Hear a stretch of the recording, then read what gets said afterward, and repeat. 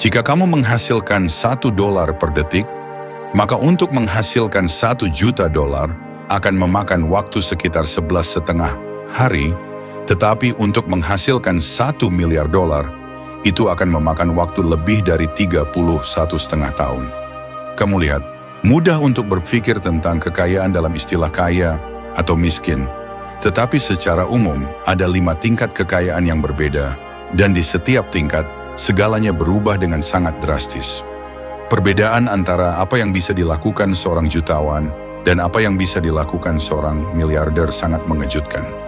Dalam video ini, kita akan menjelajahi bagaimana kehidupan di setiap tingkat kekayaan ini dan menyelami bagaimana orang super kaya menghabiskan uang mereka.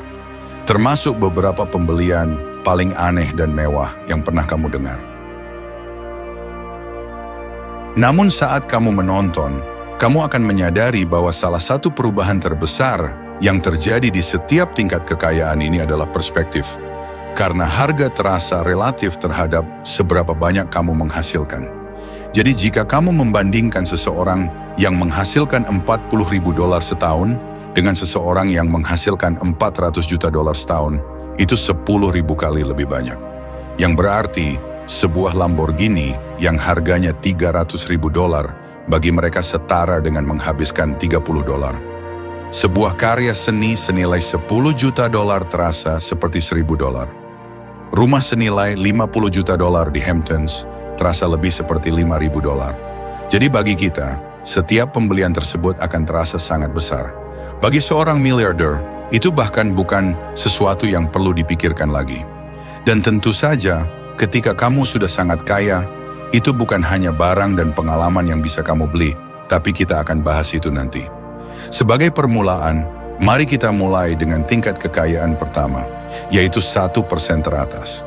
Meskipun frasa ini identik dengan kekayaan yang sangat besar, jika pendapatanmu lebih dari sekitar $200.000 setahun, secara teknis kamu sudah masuk dalam 1% teratas dari penghasilan di seluruh dunia.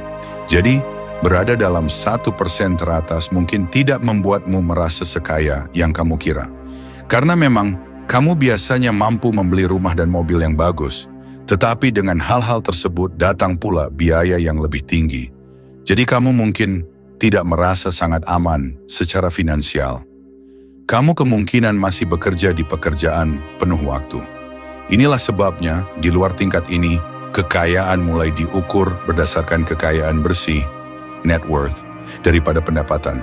Karena semakin banyak kekayaan yang kamu miliki, semakin banyak aset yang kamu miliki, dan kemungkinan besar kamu tidak lagi menghasilkan uang dari gaji biasa.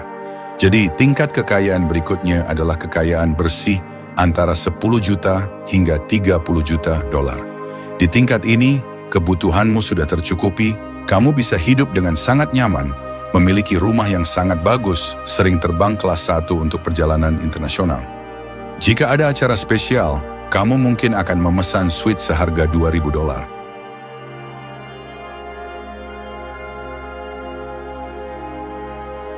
Kamu bisa membeli perawatan kesehatan apapun yang kamu butuhkan, dan kenyataannya tidak ada situasi darurat finansial yang bisa menghancurkan hidupmu. Namun meskipun demikian, kamu masih belum kaya dalam arti uang tidak masalah. Kamu masih harus bersikap bijaksana dan hati-hati saat membuat keputusan besar. Dan dalam dunia perbankan, kamu masih belum digolongkan sebagai seseorang yang memiliki kekayaan bersih ultra tinggi. Yang membawa kita ke tingkat berikutnya, yaitu kekayaan bersih antara 30 juta hingga 100 juta dolar. Di titik ini, kamu mulai bermain di liga besar, dan kemungkinan besar kamu menjalankan atau memiliki kendali atas perusahaan yang sangat besar. Kamu selalu menginap di hotel bintang 5 dan memiliki beberapa tempat tinggal di seluruh dunia yang bisa kamu singgahi. Kamu mengambil liburan di waktu-waktu terbaik, misalnya pergi ke Monaco untuk Grand Prix atau Cannes untuk festival film, dan kamu tidak akan merasa terkejut ketika tempat yang kamu tinggali harganya $10.000 hingga $20.000 per malam.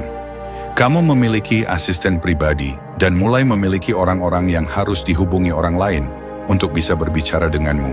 Kamu bisa membeli hampir semua hal yang biasanya dianggap sebagai barang yang dibeli orang kaya. seperti membeli mobil apapun yang kamu inginkan, perhiasan mewah, dan sebagainya. Alih-alih terbang dengan kelas 1, kamu akan terbang dengan jet pribadi. Meskipun begitu, biasanya kamu menyewa penerbangan atau memiliki jet pribadi secara sebagian melalui layanan seperti NetJets, daripada membelinya secara penuh dan harus memeliharanya. Namun tetap, di tingkat ini, perubahan besar lainnya adalah lingkaran sosialmu. Kamu mungkin mulai bersosialisasi dengan anggota kongres, senator, dan pemimpin komunitas. Kamu kemungkinan sangat dihormati dalam beberapa lingkaran kelas atas. Menariknya, karena kamu mungkin dikelilingi oleh orang-orang ultra kaya lainnya, kamu bisa mulai merasa bahwa kamu tidak memiliki cukup. Tentu, kamu mungkin baru saja membeli Ferrari baru, tapi temanmu memiliki edisi terbatas yang hanya dibuat 5 unit di dunia. Dan tentu, kamu baru saja makan malam dengan seorang gubernur lokal, tapi teman miliardermu baru saja makan malam dengan presiden. Bahkan di tingkat ini, orang masih melihat ke atas mereka, yang membawa kita ke tingkat kekayaan berikutnya, yaitu kekayaan bersih antara 100 juta dolar hingga 1 miliar dolar. Untuk berada di tingkat ini, kamu kemungkinan memiliki kepemilikan atau kontrol atas bisnis yang sebagian besar orang publik kenal, meskipun mereka mungkin belum mengenalmu secara langsung pada titik ini. Kamu bisa bersosialisasi dengan bintang film, bintang rock, dan elit korporat. Kamu bisa pergi ke hampir semua tempat yang kamu inginkan, dan selalu dengan gaya. Kamu memiliki beberapa tempat tinggal dengan staf di seluruh dunia, lengkap dengan mobil-mobil elit di setiap tempat tinggal. Jika itu adalah hal yang kamu sukai, kamu mungkin memiliki pulau pribadi dan tentu saja sebuah yacht pribadi untuk membawamu ke sana. Hampir semua pengalaman yang bisa kamu bayangkan, kamu bisa miliki. Ingin bermain tenis dengan bintang favoritmu? Hubungi orang-orangnya dengan donasi $100.000 atau lebih untuk yayasannya. Kamu mungkin bisa bermain pertandingan dengan dia. Ingin band favoritmu datang dan tampil di pesta pribadimu? Ya, dengan harga yang tepat, mereka kemungkinan akan datang. Bagaimana jika kamu menyukai seni? Orang-orangmu bisa mengatur agar kurator dari Louvre menunjukkan karya-karya seni langka yang belum dipamerkan selama bertahun-tahun. Jika kamu bisa membayangkan dan merencanakan sebuah pengalaman, kemungkinan besar kamu bisa mewujudkannya. Donasi dan biaya bisa membawamu bertemu siapa saja, dan setelah kamu memiliki ratusan juta dolar, hal yang sama berlaku saat membeli barang. Kamu mungkin mempekerjakan orang secara khusus untuk mencari versi paling mewah dari barang-barang yang bisa kamu pikirkan. Misalnya, perusahaan Australia, Toilet Paper Man, memproduksi tisu toilet emas 22 karat dengan biaya lebih dari 1,3 juta dolar. Dan jika kamu akan secara harfiah membuang uang ke toilet, kenapa tidak membeli toilet emas atau bahkan kamar mandi emas secara lengkap? Bahkan jika kamu sangat kaya, kamu bisa memiliki segalanya dalam bentuk emas. Bagaimana dengan botol air emas 24 karat yang sendiri adalah sebuah karya seni desainer dan dilengkapi dengan air mata air dari Perancis dan Fiji dipadukan dengan air glasier dari Islandia? Atau sebagai alternatif, bagaimana dengan iPhone termahal di dunia yang memiliki casing emas 24 karat dan lebih dari 600 berlian putih dan hitam, plus kaca safir untuk layarnya? Ini jelas tidak tersedia untuk masyarakat umum. Untuk membelinya, kamu akan memerlukan lebih dari 15 juta dolar. Tapi ini adalah kunci. Di tingkat ini, bukan hanya tentang membeli barang-barang paling mewah dan paling mewah. Ini tentang mendapatkan barang yang paling langka dan paling eksklusif yang bisa kamu dapatkan. Misalnya, kamu bisa mendapatkan pena edisi terbatas yang harganya $160.000 dengan 4.810 berlian di dalamnya dan hanya 8 unit yang dibuat setiap tahun. Atau jika kamu ingin yang lebih besar dari itu, banyak miliarder beralih ke seni. Dan bukan hanya lukisan langka, tetapi juga benda seperti karya seni hiu mati yang dibuat oleh Damien Hirst yang dijual dengan harga 12 juta dolar. Atau katakanlah kamu suka piano. Nah, ini adalah piano kristal yang sama yang digunakan untuk Olimpiade Beijing, yang dibeli dalam lelang pribadi dengan harga rekor 3,2 juta dolar. Kamu lihat, ketika kamu berada di tingkat kekayaan ini, Pikiranmu adalah satu-satunya batasan nyata terhadap apa yang tersedia. Namun kemudian, kita sampai pada tingkat terakhir, yaitu kekayaan bersih $1 miliar dan lebih. Sekarang, sebelum kita masuk ke apa yang bisa kamu lakukan sebagai miliarder, yang jujur saja cukup gila, perlu dicatat bahwa jumlah miliarder dalam daftar orang kaya tahunan Forbes telah meningkat pesat dalam beberapa tahun terakhir. Dan sekarang ada sekitar 2.755 miliarder yang diketahui. Tentu saja ada kemungkinan ada lebih banyak orang yang memiliki kekayaan generasional dan cukup pintar untuk tetap sangat privat.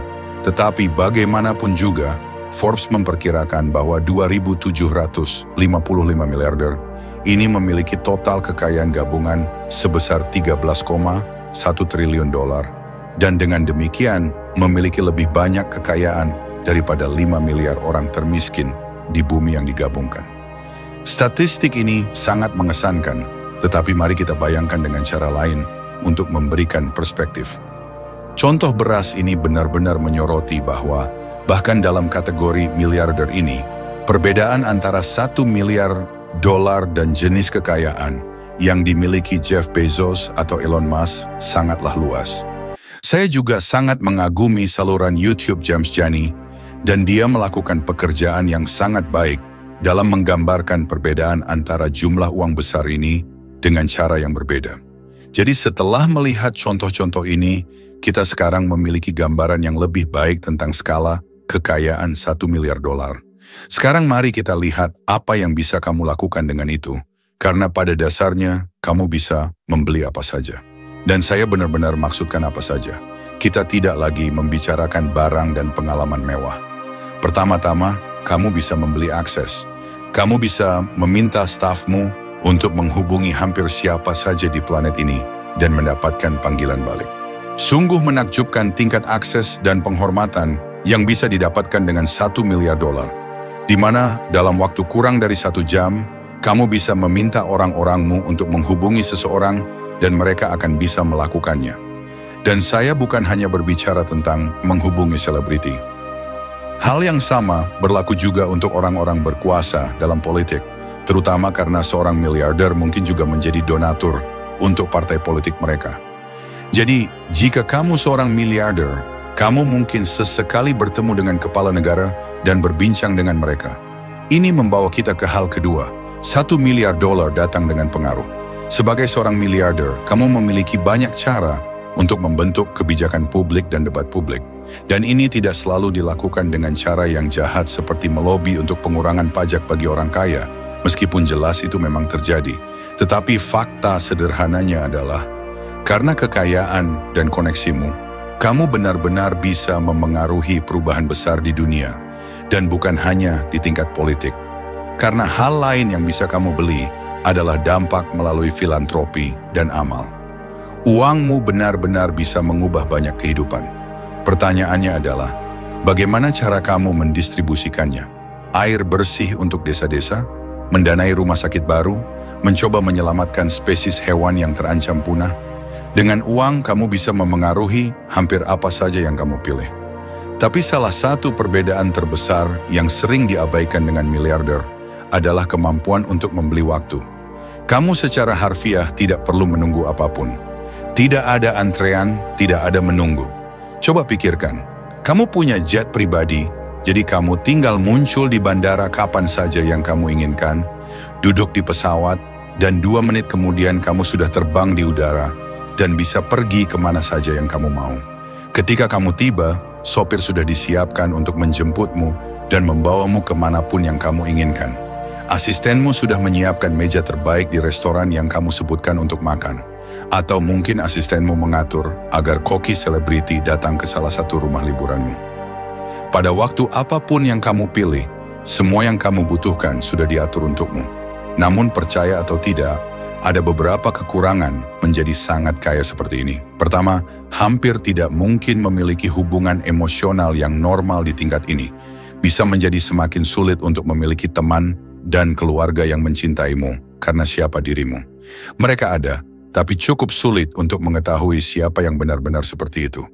Karena dunia kamu kemungkinan besar dipenuhi dengan orang-orang yang hanya mengiyakan segala sesuatu dan orang-orang yang ingin memanfaatkan setiap kesempatan, kepercayaan, dan hubunganmu dengan orang-orang pasti sangat terlemahkan. Kencan juga menjadi pengalaman yang aneh. Di satu sisi, beberapa wanita tercantik dan tercerdas di dunia ada di sekitar kamu, di pesta-pesta dan acara. Tapi lagi-lagi, menemukan seseorang yang memiliki koneksi emosional yang tulus denganmu adalah cerita yang berbeda. Terutama karena waktumu begitu berharga, sehingga kamu selalu sibuk dan tidak bisa menginvestasikan waktu untuk membangun hubungan yang dalam dengan orang baru. Bahkan jika kamu menemukan seseorang, keseimbangan hubungan akan terasa aneh ketika kamu memiliki uang yang hampir tidak terbatas. Karena tidak peduli apakah kamu membayar untuk segalanya atau pasanganmu menghasilkan uang mereka sendiri, entah bagaimana, ada sesuatu dalam dinamika hubungan yang terasa tidak seimbang. Dan akhirnya, dan yang paling penting dari semuanya, tidak ada jumlah uang yang bisa memberikanmu segalanya, karena kematian adalah pemersatu besar, dan kehilangan orang yang kita cintai, kehilangan kesehatan kita sendiri, dan menghadapi kematian kita sendiri adalah masalah yang tidak bisa diselesaikan oleh uang sebanyak apapun. Pengguna Reddit yang menginspirasi video ini dan layak mendapatkan kredit penuh berbicara tentang bagaimana dia bertemu Sylvester Stallone di sebuah pesta yang jelas telah memiliki karir yang sangat sukses. Dia mengatakan, Stallone adalah orang yang luar biasa, memiliki kekayaan dan kemewahan yang sangat besar. Seorang istri yang pintar dan cantik, namun dia juga memiliki seorang anak berkebutuhan khusus yang meninggal muda. Dalam kata-katanya, tidak ada yang memiliki segalanya. Tidak ada. Bahkan jika kamu menonton video ini dan merasa miskin, saya rasa ini patut dipikirkan kembali karena dalam video ini kita telah melihat beberapa tingkat kekayaan. Tapi kenyataannya, kamu sedang menonton video ini, artinya kamu jauh dari dasar piramida kekayaan global. Mudah untuk melihat ke atas dan merasa frustrasi karena beberapa orang memiliki jauh lebih banyak daripada kita. Tapi mari sesekali kita melihat ke bawah piramida kekayaan. Jika kamu memiliki akses internet untuk menonton ini, ditambah makanan di kulkas, pakaian di tubuhmu, atap di atas kepala, dan tempat untuk tidur, maka kamu lebih kaya dari 75% penduduk dunia.